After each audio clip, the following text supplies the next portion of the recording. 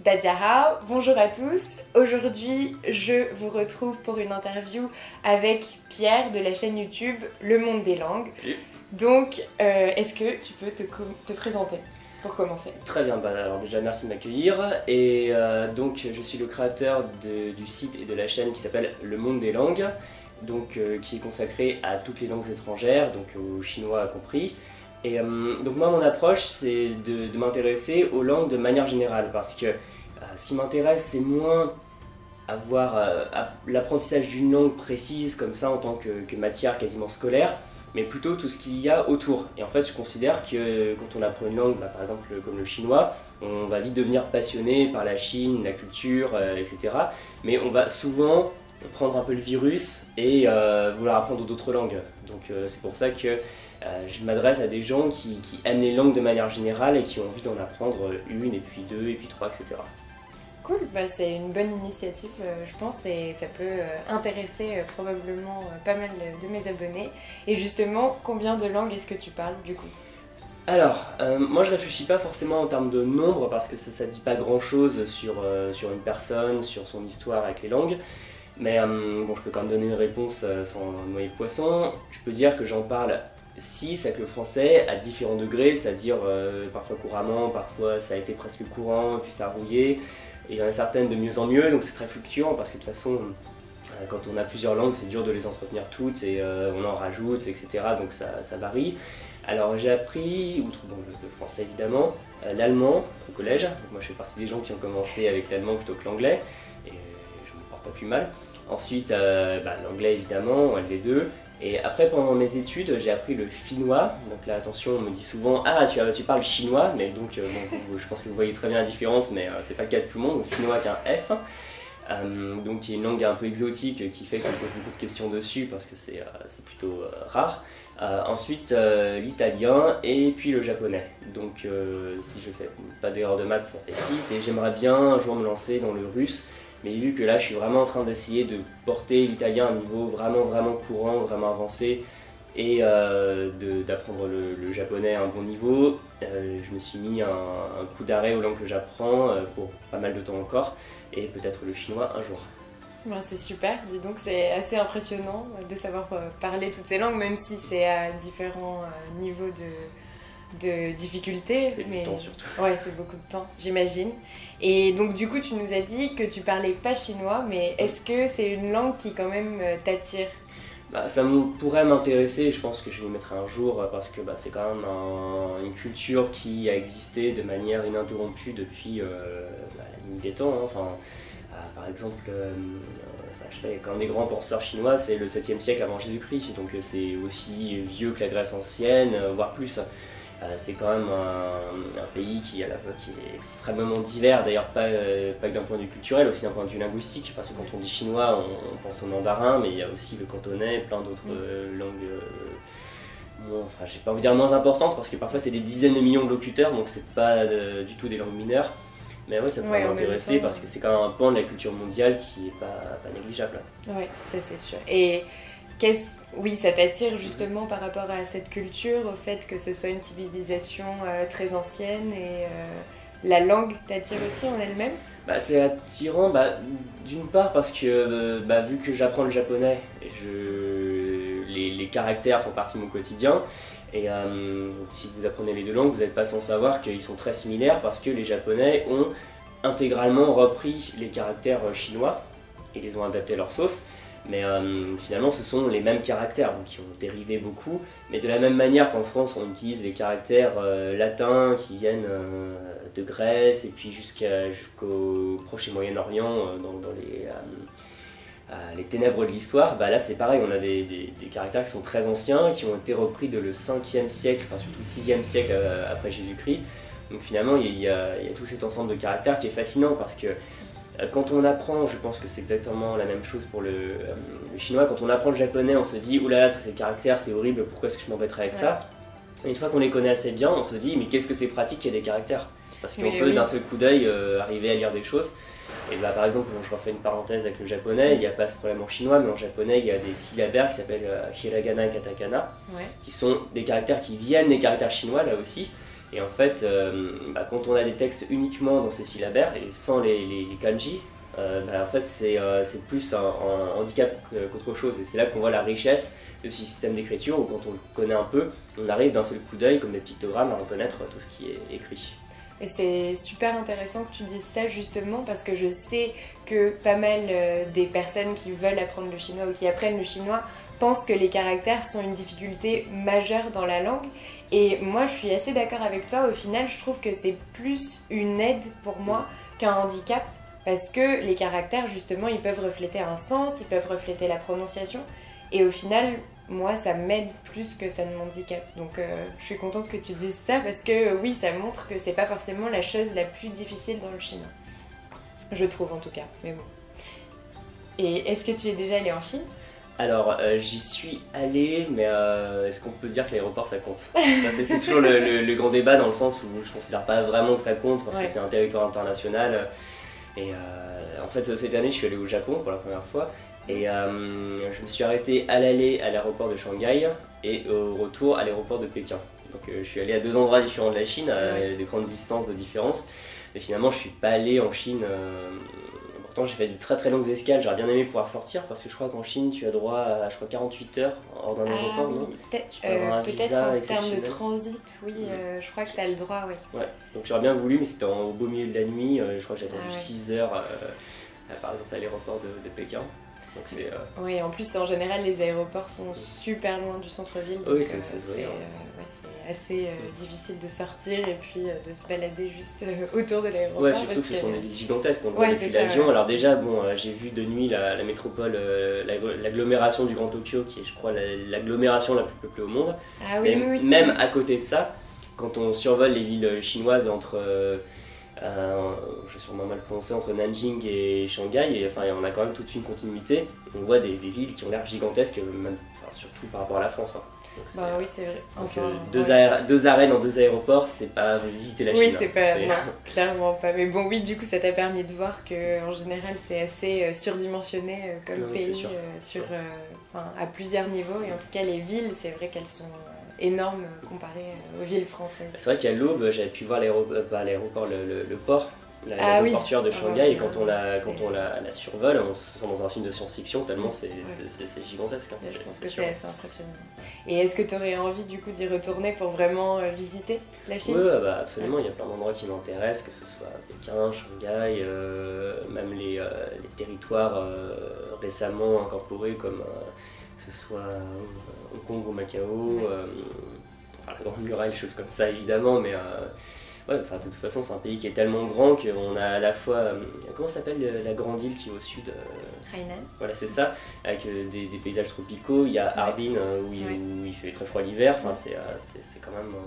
Je pense qu'on peut voir de tout en Chine. Oui, là, c'est sûr. Et à Harbin, il y a d'ailleurs le festival de glace tous les ans. Je sais pas si vous connaissez, mais moi j'aimerais bien y aller une année parce que j'ai vu des photos et ça a l'air vraiment super impressionnant. J'ai vu aussi des photos.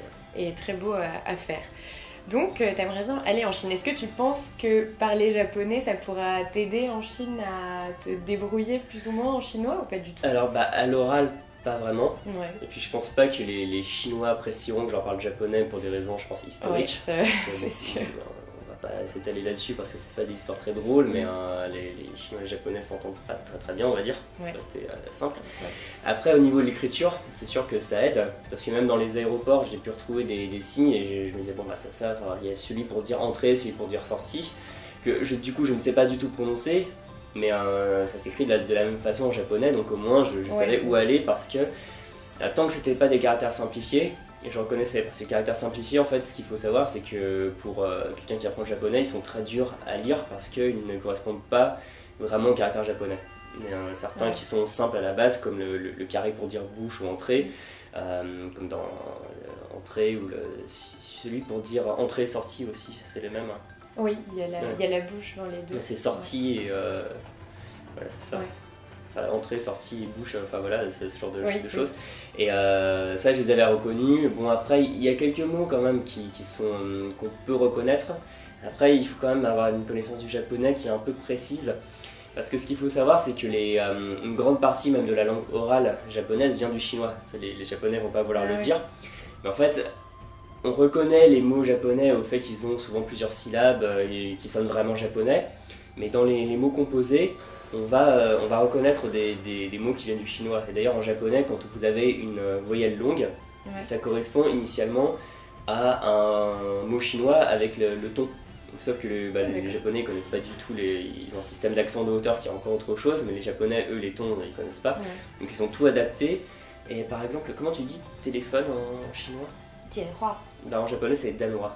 Donc en oui, fait, il y a quand même quelques petites choses qui permettent de comprendre. Après, ce ne sont pas du tout les mêmes familles de langues. Donc c'est surtout au niveau de l'écriture de certains mots, par exemple, en composé, le mot pour dire eau, ce sera sui en japonais. D'accord. En chinois, c'est shan.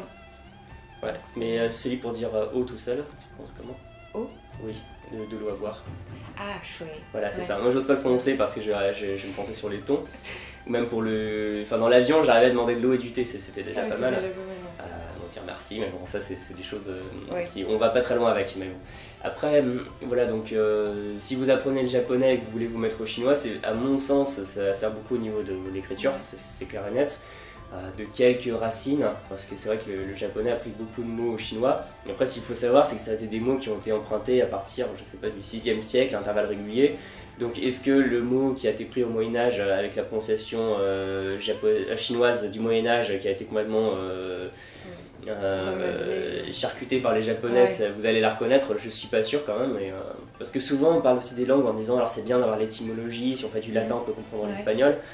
Mais si on n'a pas atteint un certain niveau de conscience et qu'on s'intéresse à tout ça, c'est comme difficile de s'y retrouver, je trouve. Oui, je pense que c'est un conseil théoriquement qui est bon, mais dans la pratique. C'est pas si facile. Après, c'est sûr que je pense que ça peut vraiment servir dans le sens où l'écriture, c'est quand même pas la même, mais elle est proche. Similaire, Et est-ce que justement, il n'y a pas des faux amis en japonais avec les caractères? Si, j'en ai remarqué un, c'est celui pour parler d'une langue. C'est celui que tu as sur ton ordinateur, mais nos spectateurs vont pas le voir. Et en fait, il veut dire phrase en japonais plutôt. D'accord, Bon, c'est quand même des sens c'est proche, mais c'est vrai que c'est marrant c'est pas tout à fait la même chose. Après, des faux amis, je sais pas, il faudrait que je connaisse plus le chinois pour m'en rendre compte, mais il y en a quelques-uns qui ont des sens un peu différents. Parce que j'avais vu, par exemple, des émissions ou des reportages qui étaient au Japon, et c'est vrai que je reconnais certains caractères, donc pour moi c'est perturbant parce que je me dis on est au Japon, mais j'arrive quand même à lire des caractères. Mais après, ils sont assemblés d'une façon bizarre par rapport au chinois, alors je comprends pas forcément ce qu'ils veulent dire. Et du coup, j'en ai déduit qu'il y avait probablement des faux amis, des caractères qui voulaient pas dire la même chose. Et donc c'est là que ça peut être un petit peu compliqué. Mais en tout cas, en termes d'écriture, oui, déjà, ça peut aider de connaître un peu le japonais. Et je voulais te demander, est-ce que... Oui. Dis-moi. Est-ce que tu as des clichés sur les Chinois? Alors, les clichés sur les Chinois... c'est difficile parce qu'il y a les clichés sur les Chinois et ceux que je peux encore avoir et je me rends pas compte que c'est des clichés. Alors bon, par rapport aux Chinois qui mangent du chien, j'en ai déjà parlé avec un Chinois, il m'a fait un rapport très détaillé là-dessus, donc au moins je suis fixé. Alors généralement j'ai l'impression que les Chinois en fait tu vas me dire si j'ai raison, en fait les Chinois j'ai l'impression ont eux-mêmes le cliché que ce sont les Coréens qui mangent du chien. Oui. C'est quand tu demandes à des Chinois, ils disent non c'est pas les Chinois, c'est les Coréens, ou alors... J'en connaissais un qui venait du nord-est de la Chine, il me disait qu'à certains endroits on mangeait du chien, des choses comme ça. Après bon, c'est pas un cliché que j'ai parce que j'ai quand même un peu plus réfléchi à la chose. Les clichés sur les Chinois. Après c'est compliqué, c'est surtout des perceptions, je vois, qui sont très différentes d'un point de vue de l'histoire, de l'histoire récente notamment. Après bon, il y a aussi les clichés, je sais que je vais énerver certaines personnes comme quoi les Chinois seraient sales ou autres. Après oui, c'est sûr que j'ai déjà remarqué que les Chinois avaient une tendance à se nettoyer la bouche de manière assez spectaculaire. Quand je me suis retrouvé dans les aéroports en Chine, c'était quelque chose, c'est vrai, moi j'ai pu le voir de premier plan. Après bon, cracher dans le lavabo c'est pas sale, mais c'est vrai qu'on est moins dans le cliché que dans la différence culturelle, le choc culturel même. Après bon, c'est vrai que c'est... Après, ce que je remarque aussi avec les Chinois, souvent ceux qui viennent, par exemple, vu que j'habite à Paris, que je voyage pas mal en Europe, je vois beaucoup le touriste chinois, donc encore une fois, il faut pas... Oui, c'est encore autre chose. Voilà, faut pas... Bon, quand je vois des touristes français, je les trouve très français, donc on peut quand même en dire certaines choses, mais il faut pas non plus généraliser à partir de ce qu'on voit, et je vois vraiment la différence de génération surtout. C'est-à-dire les gens qui vont avoir 40-50 ans, et les gens qui vont avoir 20 ans, ils vont avoir un comportement très différent. Enfin, Ceux de 20 ans, ils font presque jeunes mondialisés, ils pourraient presque venir d'un autre pays, que ça ne me choquerait pas. Les Chinois, la quarantaine, la cinquantaine, ils vont correspondre plus aux clichés des Asiatiques, qui sont le groupe, qui parlent très fort, qui font pas la queue, ce genre de choses. Et après, encore une fois, c'est des chocs culturels, hein. C'est juste que si on essaye de faire la queue et eux, ils la font pas en Chine, on se dirait, mais c'est des Russes, c'est juste que c'est différent. Enfin, encore une fois, il faut faire la différence entre des choses qui sont clichés dans le sens où ce sont des choses fausses et des choses qui peuvent sembler choquantes dans la mesure où c'est très différent. Alors que je sais pas, j'ai déjà vu des choses sur les Français que certains étrangers trouvent soit stupides, soit dégoûtantes. Donc finalement. Non, c'est vrai, il y a beaucoup de clichés d'ailleurs sur les Français, Ouais. mais il y a aussi beaucoup de clichés sur les Chinois évidemment, et surtout en France. Et souvent, les personnes qui ne sont jamais allées en Chine ou qui n'ont jamais vraiment côtoyé des Chinois ont d'autant plus ces clichés. Donc sur la chaîne, j'avais d'ailleurs parlé de la viande de chien. Donc est-ce que les Chinois mangent vraiment du chien? C'est tout un sujet, tout un débat, mais c'est des sujets qui sont intéressants. Et finalement, moi j'aime bien aussi déconstruire un petit peu les clichés qu'on peut avoir sur les Chinois, parce que je trouve qu'ils sont un peu trop répandus et que les gens qui connaissent même pas la Chine pensent des choses fausses des Chinois. Donc c'est important de déconstruire un peu ça. Bah, c'est vrai, et en plus, bon là je vais peut-être extrapoler un peu, mais sur tous les clichés, par exemple sur la viande de chien, finalement, outre le fait que ce soit en grande partie faux, ça interroge aussi nos perceptions, parce que je vais peut-être choquer des gens au niveau de mettre les animaux sur le même pied, mais par exemple, pourquoi est-ce que ça choque des Français que des Chinois puissent manger du chien alors qu'on mange du bœuf? Et ça pourrait sans doute choquer, je sais pas, un vegan, ça va le choquer. Enfin, finalement, c'est vrai que on est aussi sur des clichés qui correspondent à des chocs culturels, parce qu'en France, même si en France ça existait, les boucheries canines à une certaine époque. C'est ce dont je parle dans la vidéo, justement. J'avais trouvé ça super intéressant, parce qu'au final, nous, on l'a fait. Donc c'est un peu comme si la Chine avait quelques années de retard et qu'elle le faisait, mais que dans quelques années, ce serait plus du tout commun. Et d'ailleurs, c'est ce qui est en train de se passer au fur et à mesure. Donc, nous aussi, on l'a fait. Et finalement, oui, c'est plus la perception qu'on en a que le fait de manger du chien en soi. Puis je pense aussi que la Chine, tu me diras si j'ai juste, c'est un pays qui est resté pendant assez longtemps presque fermé et presque oublié du monde occidental. C'est-à-dire qu'à partir du moment où la Chine est devenue communiste, par exemple, les Américains ne connaissaient plus rien de la Chine pendant très longtemps. Il a même fallu attendre les années 70 pour que la République de Chine laisse contre son gré son siège à l'ONU à la République populaire. Ouais. Et c'est un pays aussi qui est devenu assez riche récemment, enfin une grosse partie de la population est devenue riche récemment et a été catapulté dans la société de consommation, donc dans les voyages, etc. Ouais. Comme ont pu l'être les Russes au début des années 90, et c'est vrai que c'est tout un monde qu'on découvre de manière très rapide, alors qu'en France, je sais pas, les Allemands, les Espagnols, on en voit depuis assez longtemps, alors que c'est vrai que des Chinois, on a tous la vision de l'Empire du Milieu, avec les mandarins, je sais pas, les royaumes combattants, les choses comme ça, mais la réalité de la Chine nous est arrivée finalement au visage très tard, parce que finalement les Chinois ont accédé à la classe moyenne assez tard, enfin tard. C'est pas un jugement, mais finalement tard par rapport à notre histoire, et finalement ils sont arrivés très vite, et on s'est retrouvé avec des gens dans leur réalité par rapport à tous les clichés qu'on avait sur la Chine, avec des gens avec des petits chapeaux pointus qui travaillent dans des rizières, qui sont ingénieux mais un peu cruels. Enfin bon, je prends les pires et les meilleurs, mais c'est aussi ça, je pense, qui fait un choc par rapport surtout à un pays qui n'est pas anecdotique, parce que les clichés sur les Slovènes, malheureusement, je pourrais dire les Français s'en fichent un peu parce qu'il y a quelques millions de Slovènes, alors que les Chinois ils sont 1,3 milliard je crois. Donc forcément, surtout que c'est un pays qui prend une réalité de plus en plus grande. C'est plus un pays lointain, c'est un pays qui rachète des entreprises, qui rachète même le port du Pirée en Grèce, qui appartient quasiment qu'à la Chine, qui vient grignoter sur là où la France avait sa chaise gardée en Afrique. Donc c'est tout un monde qui nous arrive comme ça au visage, on n'est pas prêt à le recevoir parce qu'on n'est pas préparé, et on le voit arriver et on doit se confronter à nos clichés, à la réalité des Chinois. Oui, c'est ça, parce qu'au final on a découvert un peu tard la culture chinoise et les Chinois en général, mais maintenant il y a de plus en plus de Chinois qui viennent habiter en France, ou oui, comme tu dis, il y a des Chinois qui investissent en France, qui rachètent des entreprises, et donc de plus en plus on est amené à collaborer avec eux. Mais je pense que le fait qu'on ait connu plus tard la culture chinoise que, comme tu dis, par exemple, les Allemands et les Espagnols, par exemple, ça encourage aussi les clichés. Parce que les gens connaissent moins, forcément. Ouais. Et par rapport à la langue chinoise, donc tu nous as dit que peut-être t'aimerais bien te lancer à un moment. Qu'est-ce qui serait, selon toi, le plus difficile dans la langue? Alors c'est difficile de dire sans avoir vraiment exploré. Alors je pense, vu que je vais faire un aveu, je suis un peu en tâcheron au niveau de tout ce qui est prononciation, c'est-à-dire c'est pas vraiment mon fort, alors que le souci grammaire, je le prends quasiment instinctivement, je fais très peu de ce qu'on appelle des fautes de grammaire. Et après, bon, je dis pas que j'arriverai pas à prendre les tons, mais c'est vrai que ce serait quelque chose, bon, je sais pas si je galérerais dessus, mais je ferais quand même super attention, parce que la prononciation, il y a quand même pas mal de lettres qui n'existent pas en français, tout ce qui est rétroflexe, il y a ça, c'est ça? Non, alors les rétroflexes, ça se forme plutôt au niveau du palais, et je crois qu'il y en a en chinois. Oui, mais il y a des sons, oui. Enfin, super différents, oui, en tout cas, oui. Donc déjà, faire super attention à ça, et super attention au ton, et à bien les faire. Après, on m'a souvent parlé d'un problème qu'avaient les gens qui apprenaient le chinois, et moi je suis assez kinesthésique, c'est-à-dire que je retiens bien que les mouvements, et c'est faire attention à pas faire comme ça avec les tons, à faire des signes de la tête. Ça, tu pourrais peut-être corroborer, mais apparemment il y a pas mal de gens qui se retrouvent à faire...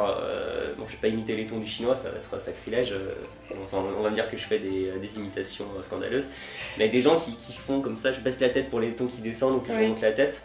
Donc, parce que c'est une technique aussi pour retenir les tons, de les faire avec la tête. Alors moi personnellement j'ai jamais utilisé cette technique, mais récemment justement j'ai vu quelqu'un le faire et je me suis dit bah dis donc c'est vrai que ça peut permettre de retenir, mais t'as quand même l'air un peu bête quoi. Non mais pour moi ça marche très bien, même faire ce genre de choses, je fais avec des signes comme ça quand je parle, même certaines langues, enfin l'intonation, donc après pas tomber dans la caricature, mais c'est vrai que ça aide.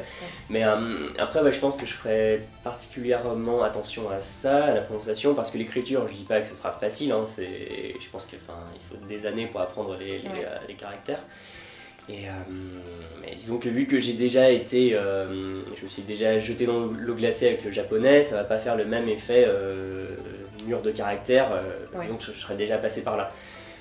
Après, je sais pas, bon, la grammaire, je pense que ça va pas être plus difficile qu'autre chose. On dit toujours que la grammaire chinoise est super simple, je fais très attention au jugement à l'emporte-pièce comme ça. Parce que j'ai déjà appris des langues qui étaient supposées impossibles alors que c'est pas impossible, j'ai déjà appris des choses où c'était soi-disant facile, en fait pas du tout.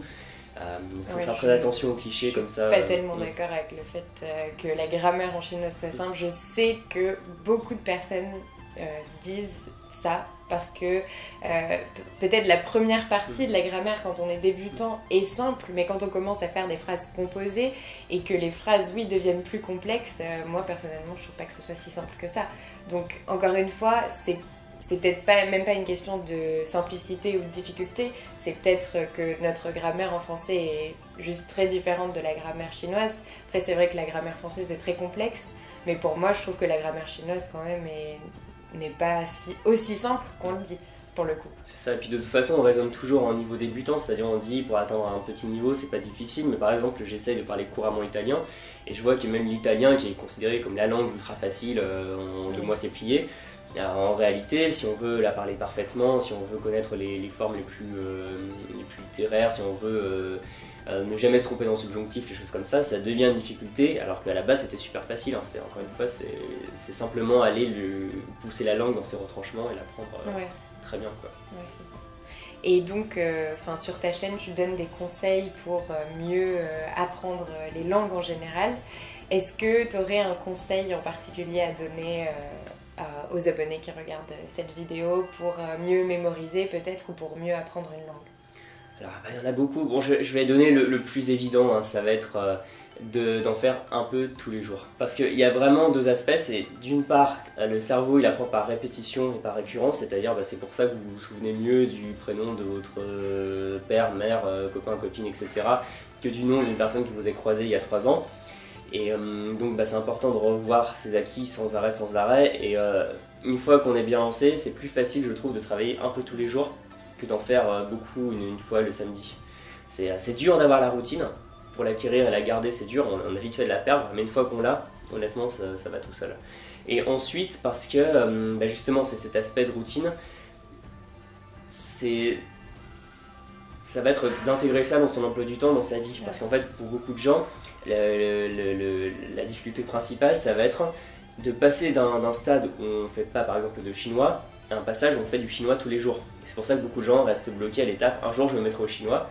Et on leur demande mais pourquoi tu t'y mets pas, et après c'est ah bah je sais pas, aujourd'hui j'ai piscine, demain faut japonais, etc. Et je m'y mettrai un jour.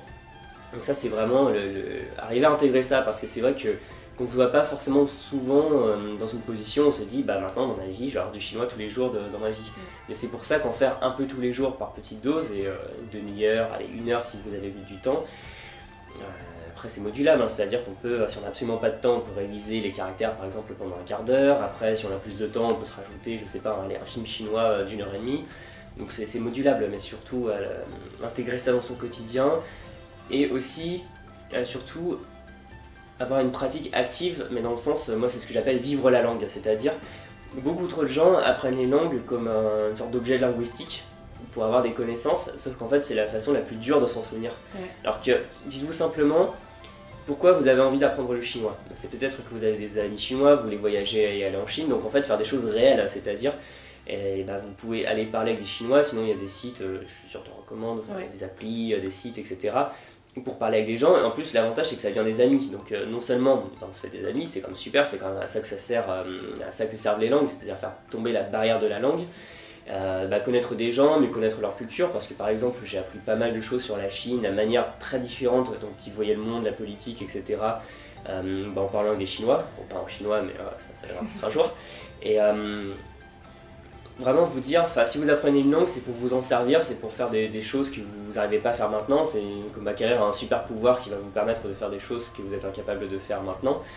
Et vous en servir et considérer que vous avez le droit d'utiliser, parce que beaucoup de gens se disent bon j'apprends le chinois pendant 2 ans et ensuite je parlerai chinois. Mais le problème c'est que si vous faites ça, non seulement ça va vous dégoûter, et ensuite vous n'allez pas arriver à apprendre à parler chinois, parce que vous n'allez pas le faire par la pratique, sachant que entre l'apprentissage purement théorique et l'apprentissage par la pratique, il y a des études qui ont démontré mais il y a une différence de mémorisation qui est au moins triple. Voilà, parler chinois. De toute façon, c'est assez logique et je suis complètement d'accord avec toi, parce que je vois aussi beaucoup de personnes qui justement apprennent de la théorie, du vocabulaire, et qui l'utilisent jamais, qui se servent pas de la langue, voilà, pour tout simplement parler, puisque une langue, c'est fait pour ça à la base, c'est évident. Et oui, du coup, c'est vrai qu'après, étant donné que le chinois c'est quand même une langue qui peut être décourageante par moment, si en plus on l'utilise pas, qu'on oublie ce qu'on a appris avant, ça peut encore plus nous faire baisser les bras, donc c'est pour ça que c'est super important de pratiquer. Ouais, je suis entièrement d'accord avec toi. Du coup, c'était le petit mot de la fin, c'était pas mal comme mot de la fin je trouve, un bon conseil à suivre. Donc merci d'être venu pour cette interview, c'était super intéressant, je pense que vous avez appris beaucoup de choses dans cette vidéo. J'espère. Voilà, en tout cas si ça vous a plu, aimez cette vidéo. N'hésitez pas à me dire en commentaire ce que vous en avez pensé, si ça vous a plu, à réagir aux questions qui ont été posées, à ce qu'on a dit. Abonnez-vous à ma chaîne YouTube et je vous dis à bientôt pour une autre vidéo.